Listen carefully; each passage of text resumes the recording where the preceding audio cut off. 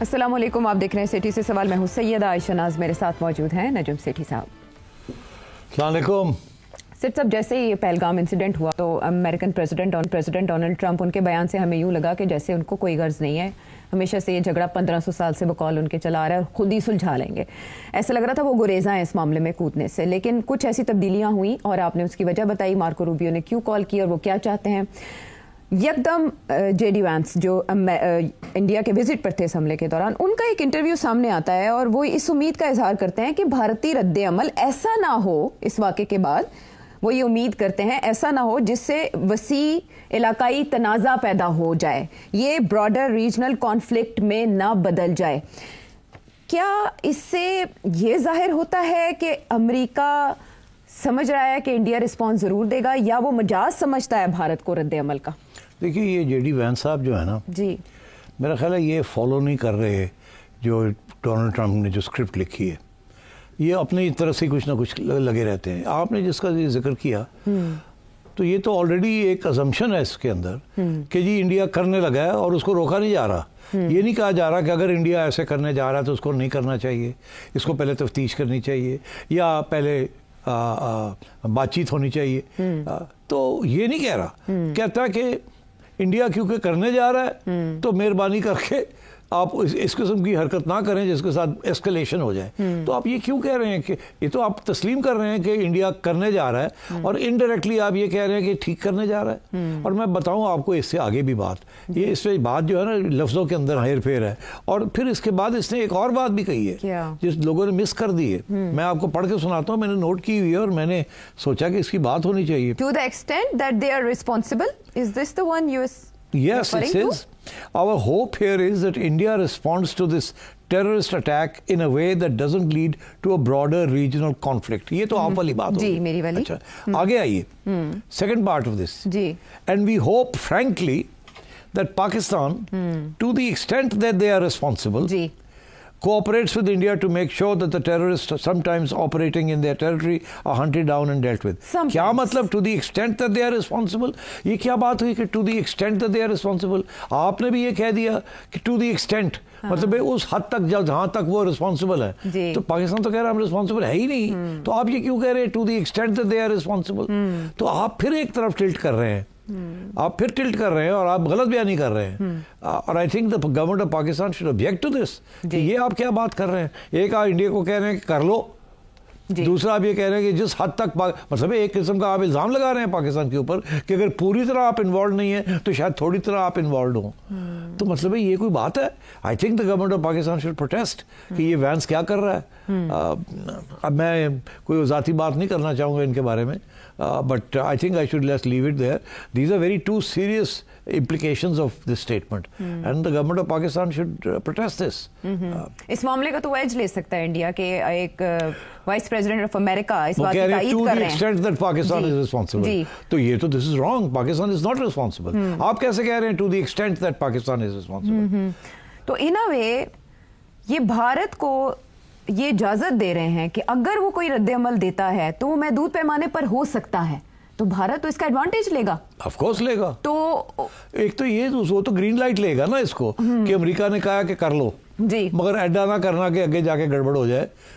पाकिस्तान भी रिटेलिएट करेगा तो सोच समझ के करना, ये नहीं कि मत करना, ये कि कर लो और फिर मतलब है मगर कंट्रोल में रखना जी। तो ये किस्म की ये है कि आपको गुस्सा चढ़ा हुआ तो कर लें, ठीक है। ये कोई तरीका है डिप्लोमेसी का? रिपोर्ट सामने आ रही है कि वहां पर बाकायदा लॉबिंग फर्म स्पेशली पाकिस्तान की तरफ से अब जाके शायद कोई एफर्ट स्टार्ट हुई है जिसमें लॉबिंग फर्म, नहीं अब तो उन्होंने भी रखी हुई है और हमने भी रख ली जी। $1.5 लाख उनकी और $2 लाख ये तो पहले दिन से होनी चाहिए थी ना जी। ये जरूरी नहीं है कि इस किस्म की क्राइसिस हो तो आप लॉबिंग फर्म रखते हैं। इमरान खान ने तो कब से लॉबिंग फर्म्स रखी हुई थी और हर गवर्नमेंट रखती है अपनी एक लॉबिंग फर्म, ठीक है। तो इन्होंने अब जाके अपॉइंट की है और उन्होंने आगे एक और फर्म को सब लेट कर दिया कुछ ना कुछ। तो मतलब ये है कि they should be on the job. But मुझे ऐसे लगता है कि यहाँ अभी जिसे है ना बस ऐसे ही है। मैं एग्जांपल आपको देना चाहता हूँ कि देखिए इस वक्त इंडिया हावी हुआ है। इंडिया एक बयानिया बनाने की कोशिश कर रहा है, वो कामयाब नहीं हो रहा। अच्छा, शुक्र करें वो कामयाब नहीं हो रहा बिकॉज इंडिया का ट्रैक रिकॉर्ड जो है, इंडिया की जो टेररिस्ट एक्टिविटी है वो कनाडा को भी पता है, अमेरिका को भी पता है, यूके को भी पता है। लोगों को पता है और हमें भी पता है, यहाँ भी लोग जो मारे जा रहे हैं और जो बलूचिस्तान के अंदर जो हो रहा है, सब कुछ हो रही है। अच्छा, मगर ये जो बयानिया है ना जी पाकिस्तान का अगेंस्ट इंडिया, वो नहीं पेश किया जा रहा सही तरीके से। ठीक, देखिए ना, आप खुद कहते हैं कि जी इंडिया का हाथ है बलूचिस्तान में और TTP में, ठीक, क्योंकि वो चाइनीज को भी टारगेट कर रहे हैं और पाकिस्तानियों को भी टारगेट कर रहे हैं। बलूचिस्तान दोनों सूबे मुतासर हैं, एक जगह। तो फिर आप क्यों नहीं आप इंटरनेशनल मीडिया को बुला के आप सही तरीके से बात करें आप, और आप दुनिया में जाके काउंटर करें इंडिया का नैरेटिव कि इंडिया ने ये कोई एविडेंस प्रेजेंट नहीं की, हम ये एविडेंस इंडिया के खिलाफ लेके आए हैं। तो आप बयानिया को तो आप आगे लेके चले, मगर मुझे ऐसे लगता है कि डिफेंसिव है बिल्कुल। बयानिया भी अपना सही तरीके से नहीं पेश किया जा रहा, और दूसरी तरफ इंडिया का जो बयानिया उसको भी काउंटर सही तरीके से नहीं किया जा रहा। आज मैं आपको बताऊं जी, मैं देख रहा था कि इंटरनेशनल मीडिया जो है वो जिस किस्म के सवाल पूछ रहा है, और उधर से पता चल जाता है कि ये इंडिपेंडेंट मीडिया है उधर का, या इसको इंडिया की ब्रीफिंग हुई हुई है। अच्छा, जाहिर है यार, हमें हो गया ना, हम जानते हैं एक दूसरे को, सब हम पहचानते हैं कौन किसकी कहाँ लिंक्स है, जुबान किसकी बोल रहा है, कौन किसकी बोल रहा है। आज मैंने एक बड़ी इंटरेस्टिंग एक इंटरव्यू सुनी।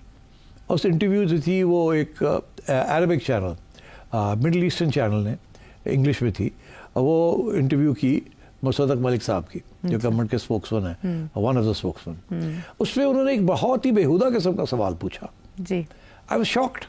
वो खातून पूछती है कि ये बताएं कि आपके पास क्या एविडेंस है कि आपने ये नहीं किया, क्या आपके पास क्या एविडेंस है कि आपने ये काम नहीं किया। यानी बारे सबूत मुसद्दक मलिक साहब पे है।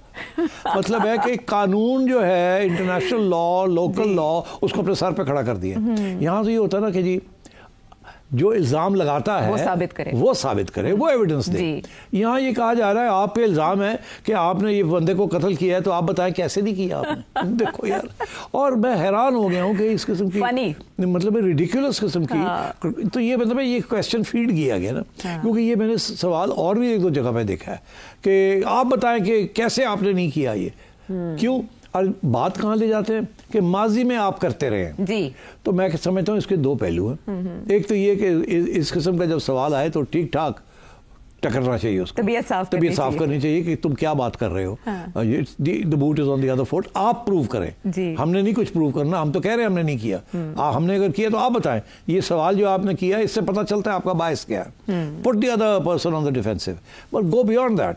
कि आप ये कहते हैं कि अच्छा आगे से जवाब आ सकता है कि जी आपका तो ट्रैक रिकॉर्ड है, आप तो खुद मानते हैं, आपके लोग मानते हैं कि जी आप लोग ये काम करते रहे हैं, कश्मीर के अंदर फ्रीडम फाइटर्स कह के टेररिज्म आप प्रमोट करते रहे वगैरह वगैरह को। तो अच्छा, आपने तो बात कर दी ना माजी की, अब हम भी माजी की बात कर देते हैं कि 2004 के बाद हिंदुस्तान ने किस तरीके से मुदाखलत की है पाकिस्तान में, अफगानिस्तान में, बलूचिस्तान में, ठीक।